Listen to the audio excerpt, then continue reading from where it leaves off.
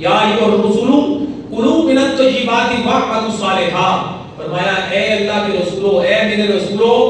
تم پاک چیزیں کھاؤ اور اچھے اعمال۔ اللہ تعالیٰ نے مسلمانوں کو بھی ارشاد فرمایا،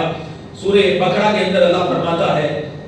یا ایھا الذین آمنوا کلوا من الطیبات ما رزقناکم، فرمایا اے ایمان والو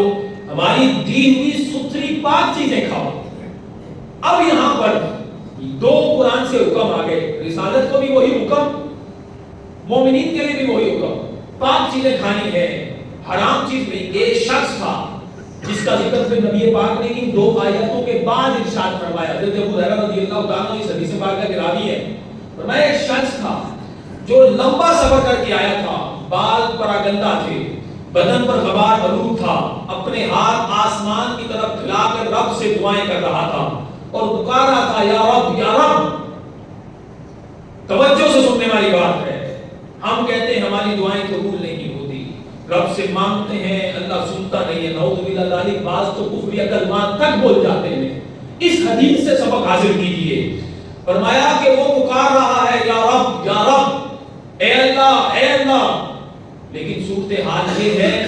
وَمَطْعَمُهُ حَرَامٌ وَمَشْرَبُهُ حَرَامٌ وَمَلْبَسُهُ حَرَامٌ وَغُذِّيَ بِالْحَرَامِ، فرمایا اس کا کھانا بھی حرام کا، اس کا پینا بھی حرام کا، اس کا لباس بھی حرام کا، حتیٰ کہ اس کی نشو و نما بھی حرام پر ہوئی ہے۔ اللہ اکبر۔ آقا علیہ الصلوۃ والسلام کی حدیث کے الفاظ ہیں، فرمایا فَأَنَّا يُسْتَجَابُ لِذَلِكَ، اس بندے کی دعا کیوں کر قبول ہوگی جس کا پہننا حرام کا، کھانا حرام کا، اس کا لباس حرام کا ہے، وہ چاہے ساری رات جا کر عبادت کرے، اس کی دعا قبول ہونے والی نہیں ہے۔